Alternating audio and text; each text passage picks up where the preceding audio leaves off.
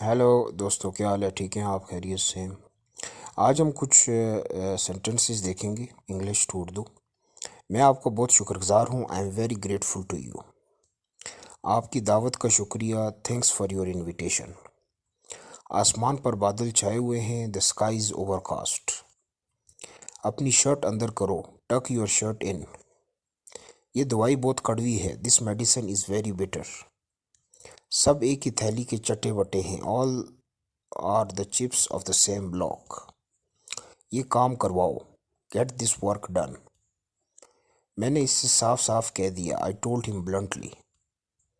इस गाड़ी में कोई जगह नहीं। There is no room in this car. बस ऐसे ही, जस्ट फॉर नथिंग। इससे इसकी सेहत ख़राब है। He is not in good health.